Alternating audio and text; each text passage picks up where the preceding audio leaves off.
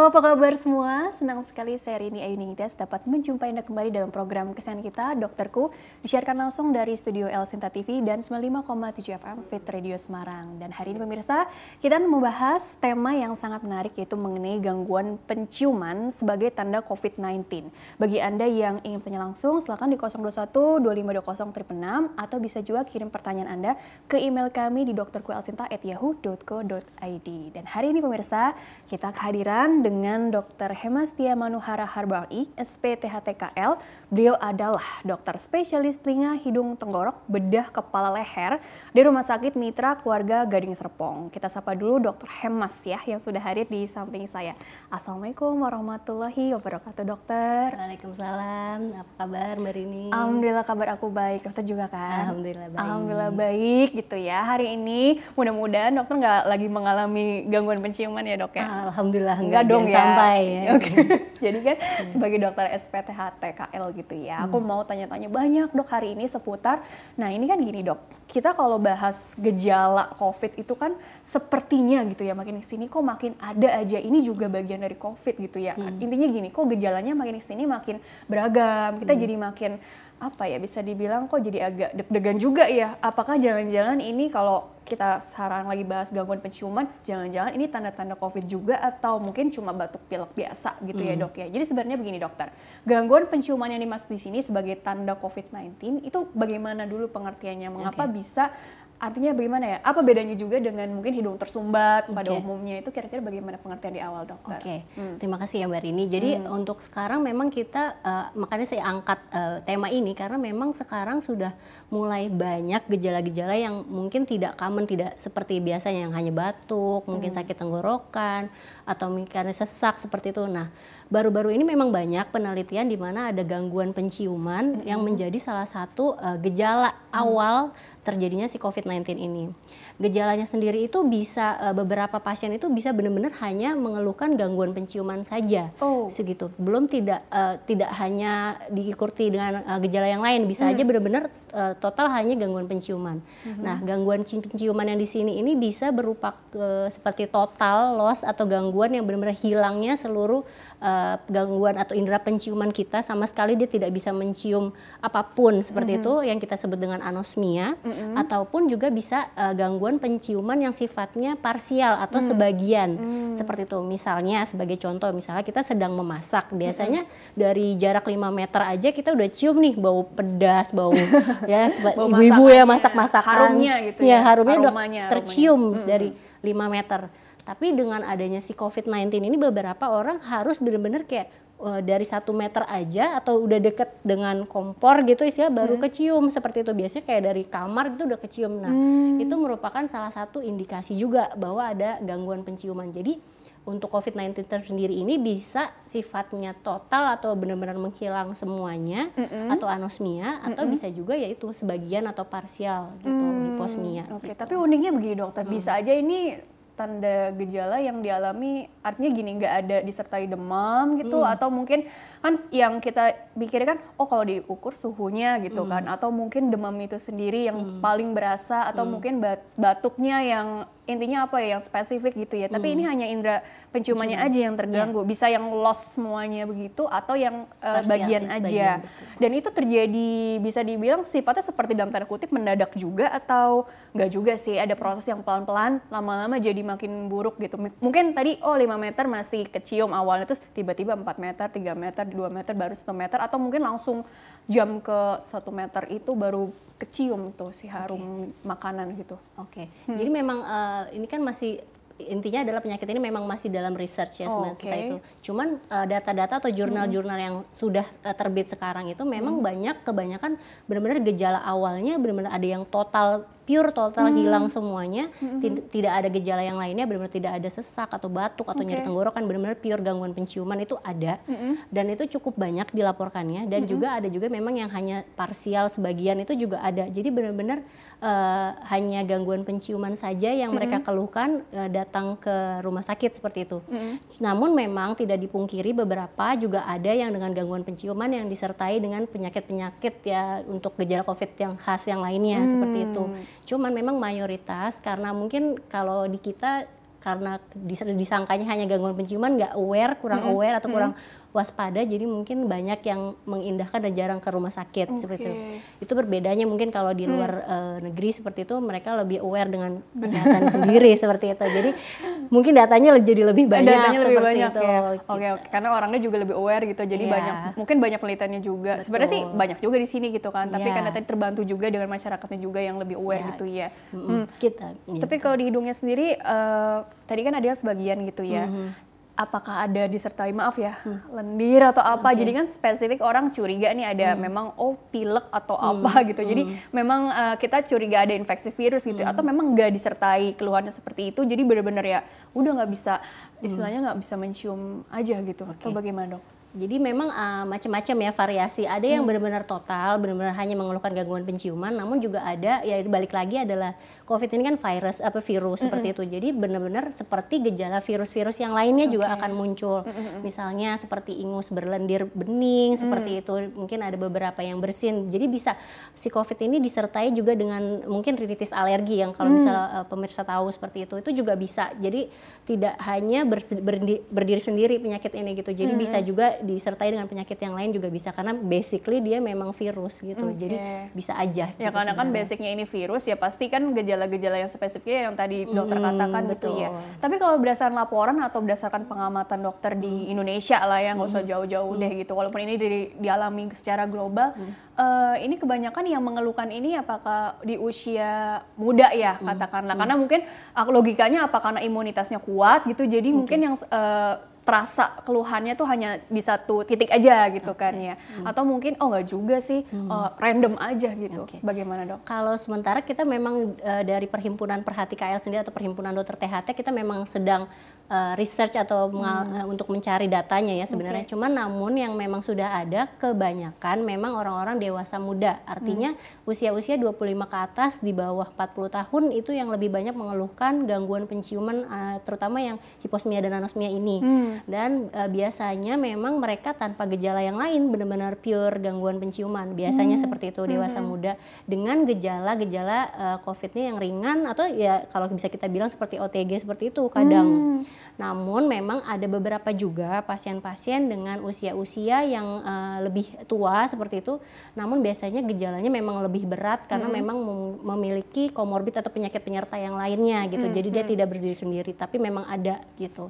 Ya bang, kalau untuk hanya gangguan penciuman biasanya memang dewasa muda seperti itu. Gitu ya. Apakah juga hanya indera penciumannya aja yang terganggu, atau mungkin ada kaitannya dengan mengecapnya gitu ya, karena kan selalu dikait-kaitkan gitu ya, Dok. Karena kalau logikanya kalau kita lagi pilek aja mau makan kok rasanya hambar ya gitu ya. Betul. Bagaimana dengan yang tema ini nih, kan lebih ini lagi nih, lebih apa ya? Lebih sering sih, lagi ramai. Lagi hits gitu ya. Lagi hits, betul. Jadi memang dari penelitian sendiri memang banyak yang mengkaitkan anosmia atau gangguan penciuman total dengan gangguan pengecapan, dispepsia seperti itu. Itu memang erat kaitannya. Namun memang dari jurnal yang sudah dibaca dan memang banyak gitu yang sudah diterbitkan bahwa memang lebih banyak yang mengeluhkan anosmianya gitu. Mungkin beberapa masih bisa mengecap seperti itu. Jadi memang untuk penciuman sendiri kan itu kan kita pusatnya itu memang ada di atap hidung, di bagian septum atau tulang tengah hidung kita itu ada namanya saraf olfaktori atau olfaktori, dan di situ juga ada epitelnya, ada bulbusnya, ada semua organ-organ penciuman di atap itu, yang ketika kita mencium aroma dibawa oleh udara, disitulah pusatnya sebenarnya yang paling utama di bagian hidung. Nah nanti baru mungkin akhirnya ke bagian retronasal atau di bagian belakang hidung itu yang ada kaitannya dengan si indera pengecapan, makanya ada konektivitasnya sebenarnya. Cuman basically yang utama karena kita menghirup awalnya memang kan kita nafas mayoritas dewasa memang menggunakan hidung ya, jarang yang menggunakan mulut. Nah itu makanya lebih banyak yang mengeluhkan hiposmia, tapi memang agak erat kaitannya, cuman lebih banyak yang gangguan penciuman sendiri gitu, istilahnya tanpa disertai gangguan pengecapan juga ada seperti itu. Apa secara sederhana bisa diartikan berarti virusnya ini bersarang di hidung kita, terus di hidung kita ada kompleks tadi kan ya secara anatomis, terus ada saraf-saraf, jadi tadi keluhannya jadinya ke itu gangguan penciumannya itu sendiri ataupun ke indera pengecapan kita yang terganggu gitu ya. Oke, tapi sebenarnya kemungkinan lain begitu ya dok ya gitu kan. Mudah-mudahan bukan COVID-19 gitu ya. Tapi bisa nggak sih ternyata anosmia ini disebabkan oleh kemungkinan yang lain? Karena kan tadi menyinggung soal saraf nih yang terkena. Apa jangan-jangan ada kaitannya dengan penyakit-penyakit lain yang mengganggu si saraf di hidung juga, sehingga artinya kita harus singkirkan dulu apakah benar ini karena infeksi virus si COVID-19 ini, atau ada kemungkinan yang lain yang mungkin lebih serius atau bahkan lebih ringan gitu kan. Kita nggak tahu tuh dokter. Betul. Oke, jadi memang untuk gangguan penciuman sendiri itu memang bisa disebabkan oleh banyak faktor. Ini karena memang sedang pandemi, jadi makanya saya mengangkat tema ini sebenarnya. Jadi yang pertama, untuk gangguan penciuman ini bisa disebabkan karena konduksi atau gangguan yang terjadi karena organnya, istilah organ hidungnya. Yang pertama mungkin seperti tulang hidungnya yang bengkok, seperti itu, atau misalnya ada peradangan juga di hidungnya seperti itu. Nah, atau juga bisa karena infeksi, misalnya seperti rhinosinusitis yang bakteri atau yang mungkin sinusitis seperti itu, dan juga rinitis alergi itu juga mempengaruhi mukosa atau selaput lendirnya, itu mempengaruhi untuk kerja aroma itu sampai ke atap hidung, itu juga mempengaruhi. Atau yang ketiga memang gangguan di pusatnya atau di otak atau di syarafnya, jadi benar-benar di pusat. Nah, karena COVID ini lagi-lagi ini adalah suatu penyakit yang baru dan masih dalam penelitian yang fix sebenarnya, jadi itu masih banyak patofisiologi atau mekanisme terjadinya gangguan penciuman di era COVID ini itu masih banyak faktor. Memang ada yang bilang juga untuk gangguan penciuman di era COVID ini apakah karena dari sarafnya yang kena si virusnya ini langsung kena ke otak, itu juga jadi gangguan penciuman bisa. Atau yang kedua benar-benar karena kita menghirup udara-udara gitu, mungkin karena dropletnya gitu seperti itu, jadi langsung kena langsung di atap hidungnya di bagian perifer, langsung kena, jadi benar-benar total nggak bisa nyium, itu juga bisa. Atau misalnya bisa juga karena ingus, kita lagi sering bersin-bersin seperti itu juga jadi menurunkan imunitas, itu juga bisa kena seperti itu. Jadi memang masih dalam penelitian, cuman yang paling memungkinkan memang karena ada sesuatu yang mengenai organ saraf penciuman, saraf olfaktor. Gitu ya, simpelnya gitu ya. Terus kemudian gini, berarti kalau untuk memastikannya kalau yang curiganya ini ke arah COVID, apakah memang arahnya nanti kalau kita ke THT juga, pasti disuruh swab tes juga atau bagaimana gitu dokter? Oke, jadi tetap ya untuk diagnosis utama dari COVID-19 ini tetap ya PCR atau swab nasofaring atau belakang hidung dan juga tenggorokan itu menjadi salah satu diagnosis yang pasti untuk COVID-nya itu sendiri. Namun untuk gangguan penciumannya biasanya kita akan melakukan beberapa tes seperti itu.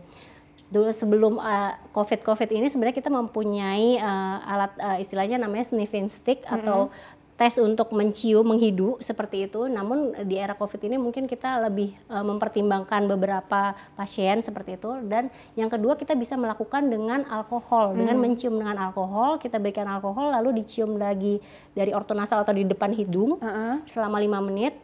Kita tanyakan ke pasien apakah bisa nyium nggak seperti itu, atau misalnya nggak bisa nyium nih, berarti itu merupakan salah satu indikasi adanya gangguan penciuman.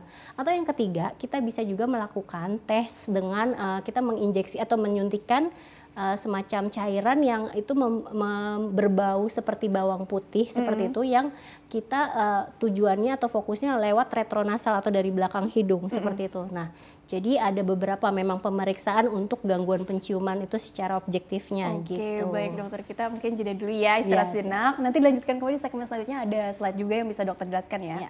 Baiklah pemirsa, jangan kemana-mana, tetaplah bersama kami akan kembali sesaat lagi.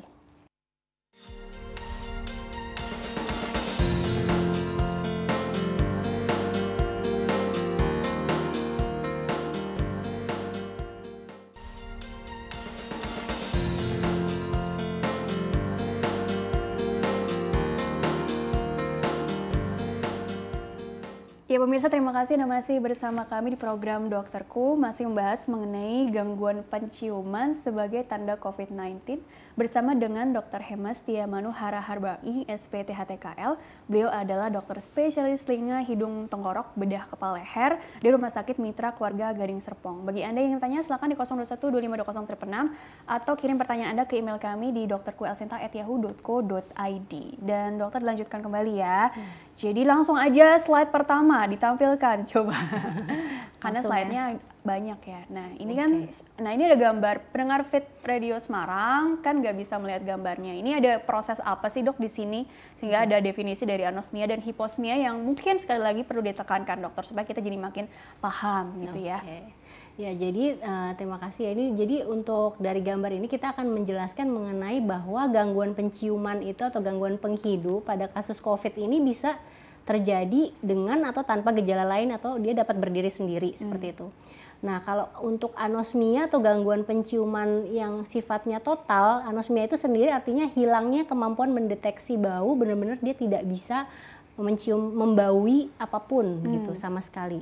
Nah, sedangkan untuk yang hiposmia sendiri itu artinya menurunnya kemampuan mendeteksi bau. Jadi hanya menurun atau menghilangnya itu secara parsial atau sebagian seperti itu. Jadi dia mungkin masih bisa mencium sesuatu, namun harus dalam jarak tertentu atau lebih dekat lagi itu baru bisa seperti itu.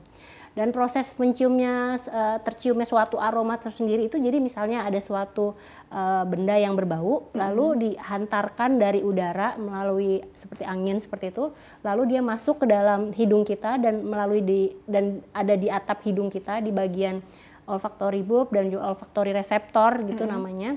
Nanti dilanjutkan dan transmisi ke otak dan terdeteksi sebagai bau seperti itu. Apakah hiposmia ini artinya menurunnya kemampuannya tadi juga seiring dengan perkembangan penyakitnya itu juga? Artinya gini dok, maksudnya kan ada masa inkubasi kan maksud aku itu. Apakah juga sama tuh atau dalam waktu kurang lebih 2 minggu lama-lama jadi hampir seluruhnya atau bagaimana sih maksudnya dokter? Jadi kalau selama pandemi COVID ini gangguan penciumannya ini biasanya ketika dia terdeteksi dia akan mengalami misalnya total atau sebagian ya. Lalu biasanya menurut literatur dan juga pasien-pasien biasanya dia mayoritas dia akan kembali setelah 7 sampai 14 hari terapi COVID-nya dan semuanya ya istilahnya gitu. Namun beberapa walaupun jumlahnya sedikit ada juga beberapa yang persisten atau tetap menetap dia nggak bisa kembali lagi nih penciumannya lebih dari 28 hari. Itu juga ada. Cuman memang ininya sedikit ya datanya untuk yang angka yang seperti itu. Cuman lebih banyak yang bisa recovery lagi setelah COVID-nya ini disembuhi gitu. Alhamdulillah dong ya. Aduh, syukur-syukur nggak menetap gitu ya. Oke, coba berikutnya lagi tentang apa? Slide selanjutnya yang ketiga ya. Ini ada data-data aja gimana memang kenapa harus kita aware atau kita waspadai gangguan penciuman bahwa memang dari data-data memang banyaknya di negara luar ya seperti di Eropa seperti itu. Kalau di Perancis sendiri dari seluruh pasien yang mengalami COVID-19 47%-nya mengalami gangguan penciuman. Di Jerman juga 20%, ada di join dari seluruh Eropa dari Italia, Spanyol, Belgia, Swiss dan Perancis itu juga malah jatahnya lebih banyak karena dia range penelitiannya lebih lama seperti mendapatkan lebih banyak sehingga bahkan dia 85,6% pasien-pasien COVID menderita gangguan penciuman. Di Korea sendiri ini hanya di daerah dengunya aja itu ada 15,3%. Sedangkan di Indonesia memang belum ada data dan kita dari Perhimpunan THT sendiri memang sedang mengambil data-data pasien-pasien dengan COVID seperti itu. Lagi ongoing lah ya ibaratnya ya, ongoing gitu ya. memang. Oke, sabar aja nanti juga ketahuan nanti hasilnya. Oke, baik. Coba berikutnya lagi, ini sekedar data aja.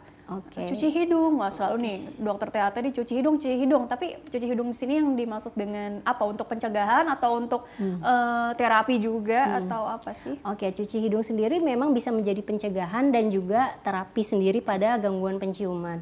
Jadi perlu diberitahu dulu untuk cuci hidung itu kenapa penting karena hidung kita itu dia seperti letter N seperti itu. Jadi hidung kanan dan hidung kiri kita mempunyai satu konektivitas di belakang hidung di bagian nasofaring itu menjadi satu atau di koananya. Jadi ketika kita mencuci hidung atau membersihkan hidung itu jadi intinya supaya terbilas semuanya bisa keluar dengan pressure yang tinggi seperti itu.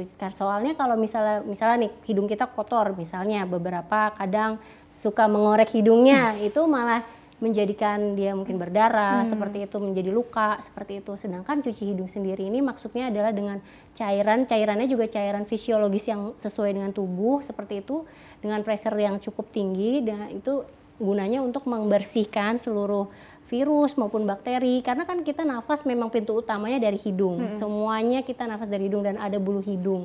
Mungkin beberapa yang tidak tersaring ada menempel di bulu hidung dan mungkin di bagian hidung lainnya itu tidak bisa keluar. Nah itu caranya dengan dicuci hidungnya untuk mengeluarkan semuanya. Makanya itu dapat mencegah dan juga bisa mengobati sebenarnya. Oke, coba slide selanjutnya apakah ada caranya juga untuk mencuci hidung atau bagaimana? Coba slide selanjutnya tentang apa ya? Ini lebih ke pentingnya mencuci hidung itu. Jadi selain tadi mencegah juga dia dapat membersihkan semua kotoran hidung seperti itu ya, bisa mencegah timbulnya penyakit saluran nafas atas. Kan COVID ini juga merupakan salah satu penyakit yang mengenai infeksi saluran pernafasan atas ya.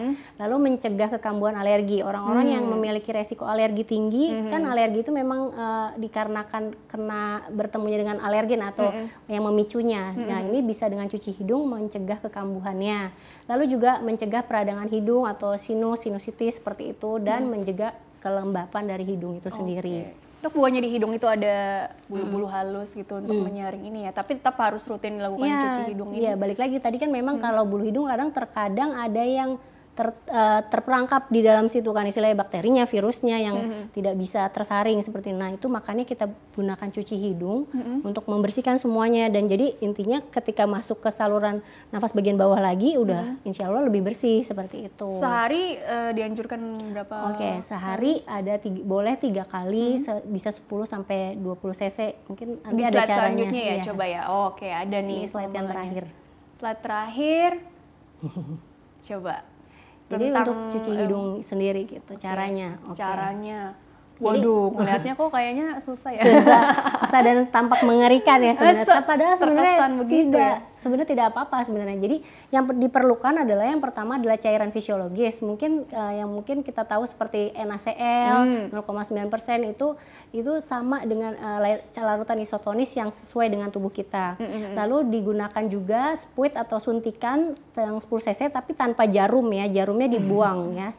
Lalu juga ada seperti pencoloknya namanya Transofik untuk membuka si cairan infus itu sendiri. Lalu kita siapkan gelas atau mangkok yang bersih untuk menaruh cairan infusnya ke situ. Nah, caranya adalah yang pertama tetap harus cuci tangan gitu ya. Cuci tangan sesuai dengan WHO. Lalu yang kedua, caranya untuk hidung kanan seperti gambar yang pertama itu, jadi kita kepalanya miring ke kiri, jadi berlawanan gitu. Tadi karena prinsipnya adalah hidung kita menjadi satu di belakangnya sambil membuka mulut dan tahan nafasnya. Kenapa harus buka mulut dan tahan nafas? Supaya dia tidak tersedak. Jadi ketika buka mulut tahan nafas nanti bagian palatum atau langit-langit hidung itu akan naik seperti itu, langit-langit mulut maaf. Nah, lalu yang untuk hidung kiri itu sebaliknya, jadi kepalanya harus miring ke kanan sambil membuka mulut tahan nafasnya, dan yang paling kuncinya juga sebenarnya harus disemprot dengan kencang sekali seperti itu, jangan pelan-pelan, nanti dia akan keluar ke sisi sebelahnya seperti itu. Apa bedanya dengan kalau muslimah kan kita wudhu ya, tapi air biasa gitu, bukan cairan NaCl tadi begitu dokter. Mungkin kalau wudhu kita kan jarang sampai dalam gitu istilahnya, biasanya kita hanya menghirup dari luarnya saja, jadi sehingga kurang mengena ke bagian belakang.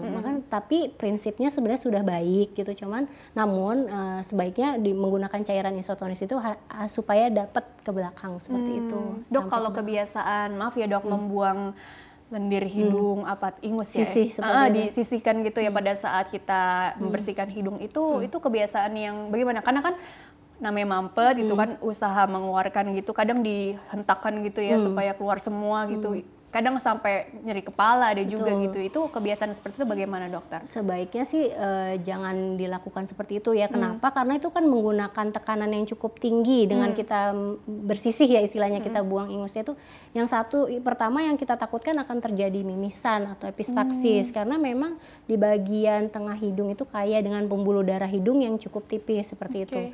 Ketika kita mengeluarkan dengan tenaga kencang seperti itu, dengan kondisi hidung kita yang sedang meradang, bengkak-bengkak dengan bersatu, intinya seperti itu, bersin atau mengeluarkan dengan kencang itu akan berpotensi bermimisan atau keluar darah dari hidung seperti itu.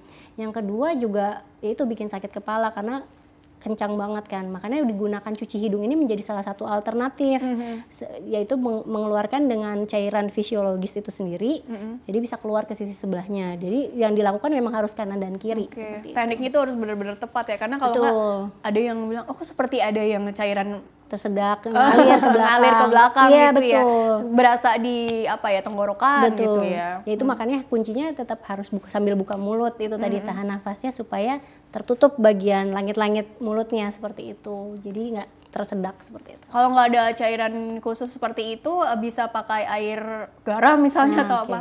Nah kalau garam di Indonesia ini memang kebanyakan garam-garam yang beriodium. Sebenarnya sebaiknya sih jangan digunakan itu. Jadi sekarang mungkin banyak kemasan-kemasan yang sudah ready dengan garam-garam yang sudah terpurifikasi seperti itu, merek-merek tertentu, itu bisa digunakan seperti itu. Jadi sebaiknya menggunakan cairan isotonis tadi seperti NaCl, atau mungkin yang sudah ada kemasan di pasaran itu juga boleh. Tapi sebaiknya jangan menggunakan garam dapur seperti itu. Begitu ya. Oke dokter, kita masuk pertanyaan dari email dulu ya. Ini karena ada 2 pertanyaan yang cukup panjang juga. Aku bacakan dulu satu persatu ya. Jadi bagi pemirsa yang ingin bertanya via email, silakan kirim saja pertanyaan ke email kami di dokterkulasinta@yahoo.co.id. Format lengkapnya di bawah ini, nama, usia pasien yang ditanyakan, tempat tinggal, serta pertanyaannya selengkap mungkin. Pertanyaan pertama ini dari Komarudin, usianya 30 tahun, dari Karawang. Bapak Komarudin bertanya seperti ini. Saya punya keluhan dok, hampir setiap hari hidung saya kalau tersentuh apapun pasti terasa gatal. Langsung bersin-bersin gak berhenti-henti, terutama di masa-masa pandemi sekarang ini gitu ya. Apakah ini cuma alergi aja atau kemungkinan gejala penyakit apa? Dan cara yang efektif yang harus saya lakukan untuk mengurangi keluhan saya seperti apa? Dokter, terima kasih. Apakah mungkin cuci hidung jadi solusi tadi seperti yang sudah dokter bahas, atau mungkin ada cairan khusus lagi yang perlu diresepkan, kita nggak tahu kan ya. Apalagi juga mau ke rumah sakit, ke dokter kan lagi takut gitu nih ya. Atau perlu dibatasi dulu. Jadi sebenarnya bagaimana juga nih tanggapannya untuk Bapak Komarudin? Oke, terima kasih. Jadi memang kalau dari ceritanya Bapak Komarudin ini lebih mengarah ke namanya kita bilang rinitis alergi, yang memang benar-benar karena alergen atau ada pemicunya seperti mungkin debu atau mungkin dia punya peliharaan seperti kucing, seperti itu mengakibatkan dia bersin-bersin, terus ingusnya jadi encer, seperti itu biasanya kita mengarahkan, sebut saja kita mengarahkan ke arah rinitis alergi seperti itu. Jadi prinsipnya kalau untuk rinitis alergi ya harus menghindari alergennya gitu, atau yang memicu dia menjadi alergi itu apa. Misalnya tadi debu, ya berarti dia harus membersihkan kamarnya atau rumahnya jadi lebih rutin seperti itu. Atau binatang, kalau misalnya bulu-bulu binatang ya berarti mau nggak mau dia nggak boleh ada binatang seperti itu.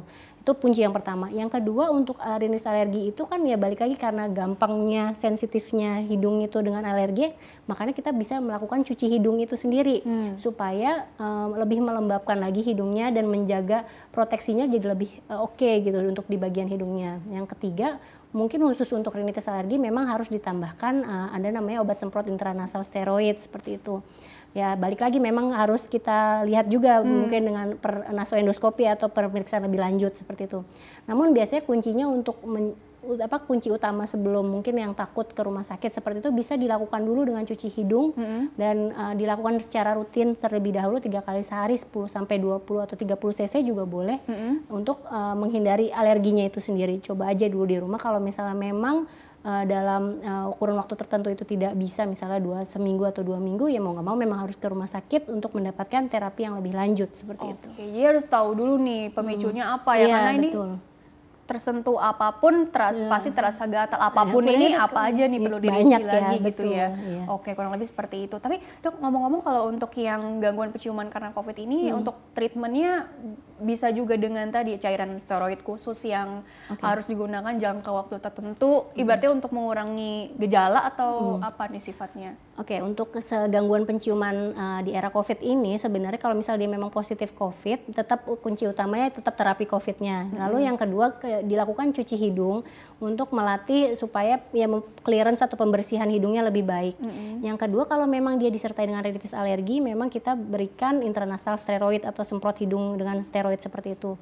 Dan juga mungkin kita bisa memberikan itu latihan untuk penciuman, adaptasi penciuman dengan mungkin yang ada aja di rumah gitu. Mungkin kan pasiennya dengan yang gangguan penciuman ini kan rata-rata gejala ringan atau OTG seperti itu, bisa isolasi mandiri seperti itu, bisa dilakukan di rumah dengan mencium-mencium buah-buahan, misalnya seperti stroberi, lemon, atau misalnya di tempat dapur seperti kayu manis, seperti itu bisa digunakan untuk latihan. Bisa dipakai misalnya mencium lemon selama 20 detik, dilakukan bisa 2-3 kali sehari, itu ya dilakukan sampai ya dia mengalami penyembuhan seperti itu bisa dilakukan terus. Unik seperti ya, latihan. Jadi cara Iya, melatih sih sebenarnya. Apapun artinya nggak cuma buah, tapi mungkin aromaterapi, ya, bisa oil juga therapy, macam-macam gitu. Yang penting yang untuk merangsang tadi ya, memberikan stimulus. Jadi gimana reaksi si hidung ini? Apakah dia udah mulai normal lagi atau masih agak-agak terhambat juga ya, gitu benar, ya? Oke, gitu. baik, kurang lebih seperti itu ya. Oke deh, pertanyaan selanjutnya dulu deh. Sekarang dari Irfan, 28 tahun, ini dari Blitar, Jawa Timur. Wah, jauh nih. Oke, Assalamualaikum dokter. Waalaikumsalam warahmatullahi wabarakatuh. Dari kecil saya sering mengalami radang amandel. Sampai sekarang pun demikian. Sampai usianya 28. Amandel saya sering membengkak sehingga tidur susah, sedikit-sedikit kebangun. Kadang kalau kebangun di hidung saya kayak seperti ada lendir berbau. Lendir berbau, tapi warnanya tidak dijelaskan ya. Itu kenapa ya dok? Apakah berkaitan juga dengan tema? Terima kasih. Oke, tapi ini kan jelas ya ada radang amandel gitu ya. Apa mungkin ada kaitannya juga dengan tema? Mudah-mudahan enggak gitu ya. Tapi bagaimana dokter tanggapannya? Kalau untuk yang tanda COVID, ada nggak disertai juga mungkin amandel bengkak atau apa? Karena kan istilahnya ini masih satu kepala, leher gitu ya. Jadi bagaimana itu dok? Memang gejala COVID ini memang sangat beragam sebenarnya ya. Tidak hanya 1, 2, 3 gitu istilahnya.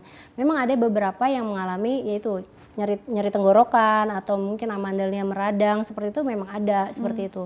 Nah, untuk kasusnya seperti tadi Mas yang Mas Irfan. Mas Irfan ya tadi. Jadi kalau untuk radang amandel, dia amandelnya bengkak di usia sudah dewasa seperti itu dengan gangguan tidur, ya memang ada kaitannya karena kita kan terus hidungnya juga tadi katanya ada ingus seperti itu berlendir. Nah, jadi kan kita telinga, hidung, tenggorokan kita memang satu saluran, ada saluran yang menghubungkan antara satu dengan yang lainnya seperti itu. Jadi ketika kalau saya lihat mungkin atau saya terka dari Mas Irfan ini mungkin amandelnya memang besar seperti itu dari kecil. Sebenarnya amandelnya memang kita bilang hipertrofi atau membengkak itu dan disertai memang udah lama seperti itu.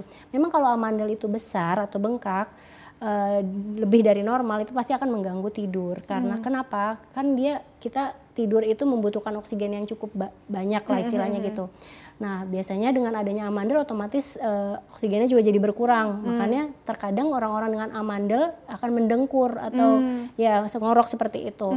Nah, kalau misalnya amandelnya besar lalu dia mungkin ada mengalami virus seperti itu, dia kan ingin membuang lendir seperti itu agak susah karena amandelnya besar.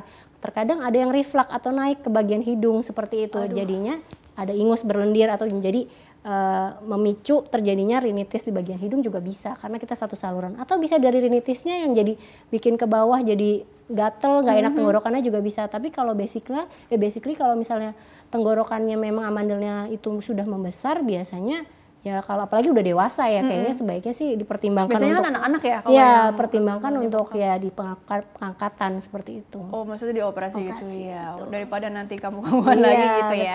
Kurang lebih seperti itu. Dokter, kita kembali lagi seputar ke treatment untuk ini ya, gangguan penciuman yang memang arahnya ke COVID-19 gitu ya.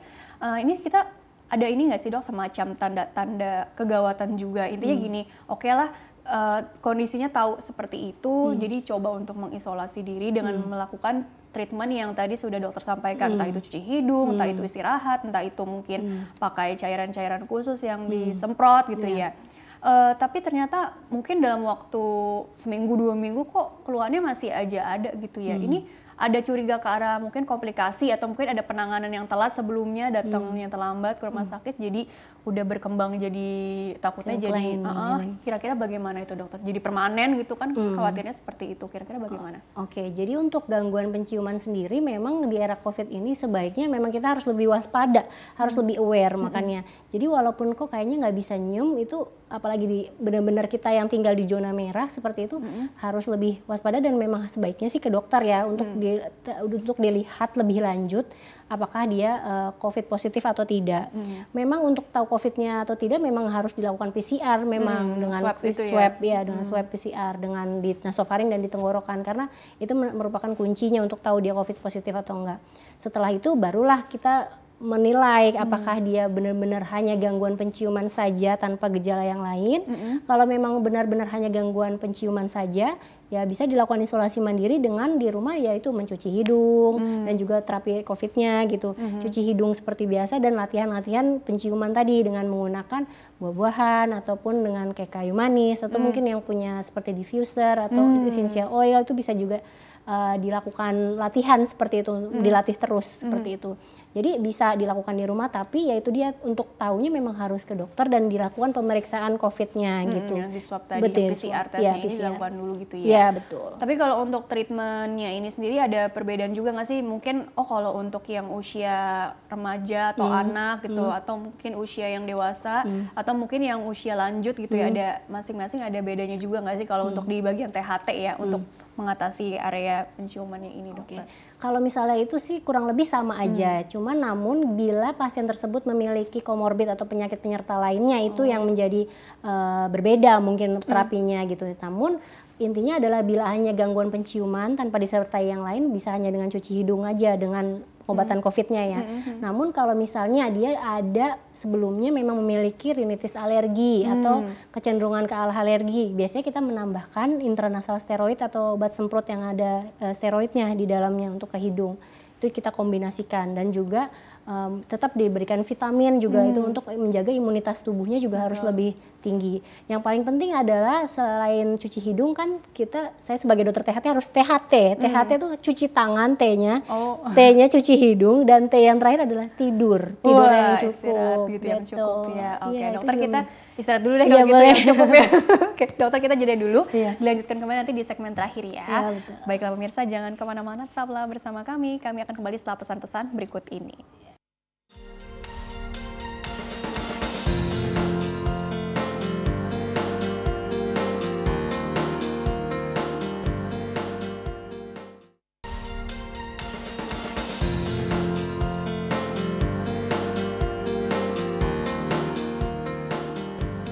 Ya pemirsa, terima kasih Anda masih bersama kami di program Dokterku, masih membahas mengenai gangguan penciuman sebagai tanda COVID-19 bersama dengan Dr. Hemastia Manuhara Harbangi, SPTHTKL. Beliau adalah dokter spesialis telinga, hidung, tenggorok, bedah kepala leher dari Rumah Sakit Mitra Keluarga Gading Serpong.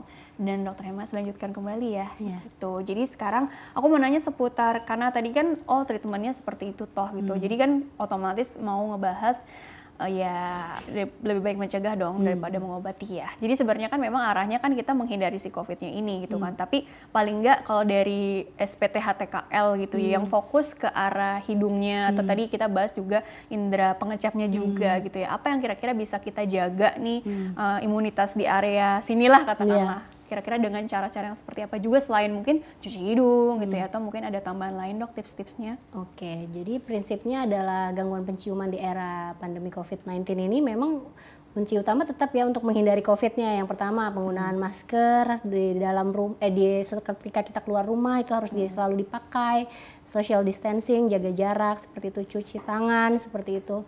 Yang prinsipnya adalah itu tadi THT, cuci tangan, cuci hidung, dan cukup tidur yang terakhirnya. Itu tuh sangat mempengaruhi. Kenapa tidur jadi penting? Karena ketika kita kurang tidur, imunitas juga akan berkurang seperti itu.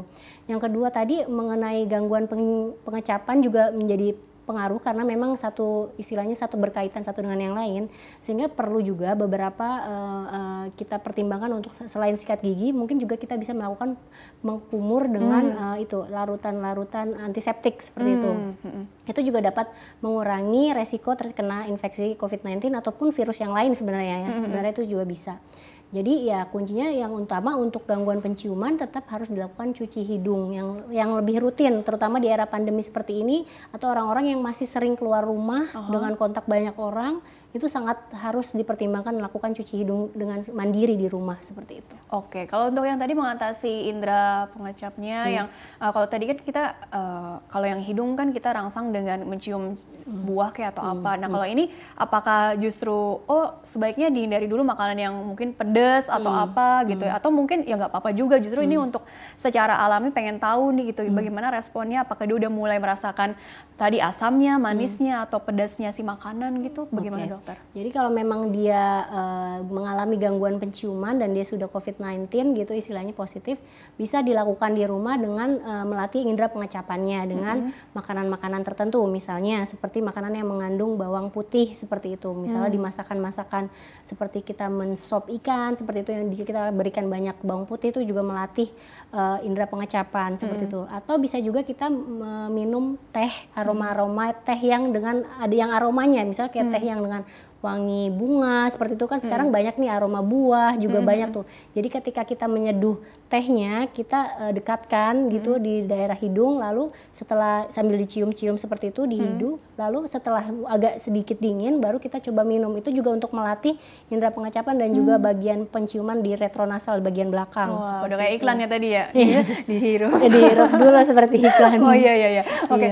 Tapi kalau untuk yang kebiasaan tadi kumur-kumur juga sering juga nih aku lihat orang-orang ada yang apa ya dok ya, dikumur-kumur tapi nggak dibuang tapi ditelan gitu kan. Nah itu bagaimana dok? Air putih sih. Nah itu bagaimana itu dokter? Kalau kumur-kumur air putih ya sebaiknya sih semua yang dikumur-kumur di mulut sebaiknya dibuang ya, karena kan fungsinya dia mengkumur itu kan untuk mungkin ya ada yang nyangkut atau rasanya kok kayaknya seperti kotor di bagian mulutnya, dan dilakukan pengumuran kan mengakumulasi seluruh bakteri yang ada di mulut. Sebenarnya sebaiknya sih dibuang seperti itu ya, walaupun dengan air putih juga tetap dibuang, apalagi menggunakan cairan antiseptik tuh lebih baik justru harus dibuang, jangan ditelan seperti itu. Sama aja masukin bakterinya ke dalam. Iya gitu betul. Ya. Jadi intinya tadi yang THT tadi diingat gitu ya. Betul. Terus kemudian juga tapi kita juga perlu menyingkirkan juga apakah memang ini karena COVID atau yang lain gitu ya. Jadi kalau sekalipun pemirsa atau pendengar Fit Radio juga yang lagi mengikuti program ini terus mendapati keluhan yang seperti ini, kita perlu curiga juga, nggak dilihat juga dari usianya berapa, mungkin aktivitasnya juga apa, atau mungkin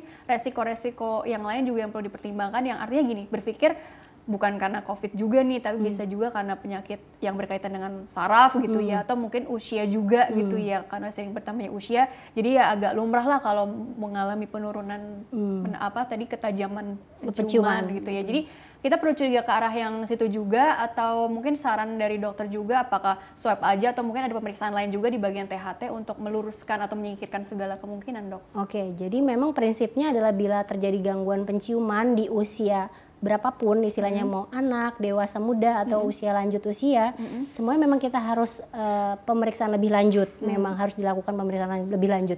Karena apalagi di era pandemi seperti ini memang sudah ada datanya, memang gangguan penciuman merupakan salah satu gejala bahwa gejala dari COVID-19 sendiri. Jadi memang harus dilakukan pemeriksaan. Pemeriksaannya itu macam-macam memang. Pemeriksaan dari THT sendiri mungkin kita lihat anatomi atau struktur hidungnya dulu dengan nasoendoskopi seperti itu. Nanti kita pertimbangkan lagi ya, memang kalau memang ada kecenderungan, misalnya dia ada riwayat kontak dengan pasien positif ataupun dia memang masih bekerja atau kontak dengan banyak orang sehari-harinya. Nah itu juga menjadikan pertimbangan, atau dia tinggal di zona merah, memang harus dilakukan pemeriksaan pasti, yaitu PCR swab seperti itu. Oke, baik dokter, karena ternyata waktunya terbatas nih di Dokter Hemas, jadi closing statementnya ini singkat saja mengenai tema hari ini kepada kita semua biar kita jadi makin paham. Silakan dokter. Oke, jadi untuk para pemirsa semua, bila mengalami gangguan penciuman atau penghidup baik parsial ataupun total, hendaknya kita lebih waspada atau lebih aware untuk berobat ke dokter, dan jangan lupa bahwa itu merupakan salah satu gejala dari COVID-19, dan juga dapat dilakukan seringkanlah untuk cuci hidung karena itu menurunkan atau mencegah terjadinya COVID-19 sendiri. Jadi di new normal ini kebiasaannya nggak hanya tadi cuci tangan betul. Tapi juga cuci hidung gitu ya. Jangan lupa masker dan juga jaga jarak, social distancing, betul. Oke, baik dokter, terima kasih telah berbagi ilmunya di sini. Insya Allah membawa banyak manfaat untuk orang banyak. Sukses dan berkah selalu untuk Dokter Hemas. Terima kasih. Iya, dan pemirsa, terima kasih juga Anda telah mengikuti program ini. Saya Rini Ayuning Tias beserta seluruh kru yang tugas mohon undur diri dari hadapan Anda. Sekian dan sampai jumpa.